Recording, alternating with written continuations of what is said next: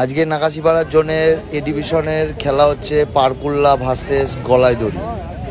পারকুল্লা গলাইদড়ি উভয় টিমই খুব টাফ খেলা হচ্ছে।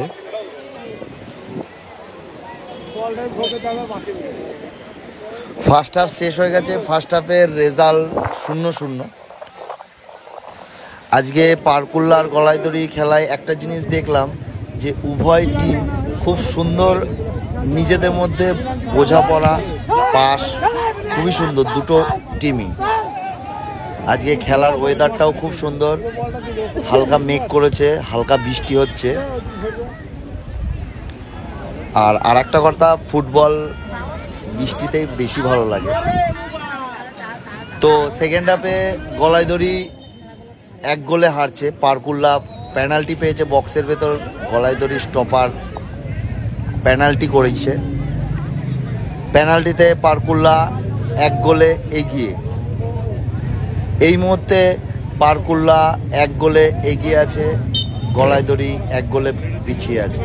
খেলার রেজাল্ট 1-0।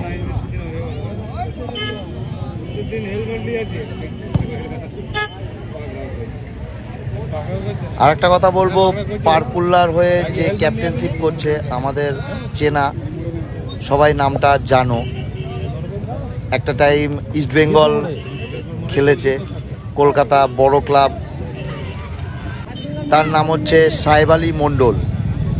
সে ফুটবলটাকে এতটাই ভালোবাসে, এখনও এই বয়সে জুনিয়র ছেলেদের সাথে নেমে সমানভাবে প্রতিদ্বন্দ্বিতা করছে।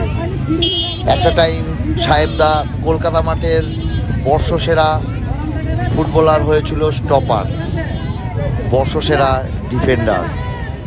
তখন খেলতো ইস্টবেঙ্গল প্রিমিয়ার ডিভিশনের টিম, সবাই জানো ইস্টবেঙ্গল মোহনবাগান।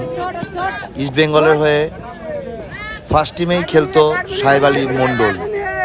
দুর্ভাগ্যবশত সে অত বড় জায়গায় খেলেও আজকে সে এখন আমাদের নাকাশিপাড়া বেথুয়াডাওয়ারি জেসিএম হাই স্কুলের মাঠে খেলছে। আমরা আশা করতাম সাহেবদা আরও বড় জায়গায় খেলবে, কিন্তু না, সেটা সে পারেনি। কোনো না কোনো দিক দিয়ে সে ব্যর্থ হয়েছে। তারপরেও সে মন ভাঙেনি, এখনও পর্যন্ত ফুটবল খেলে যাচ্ছে, যেহেতু ফুটবলটা তার রক্ত।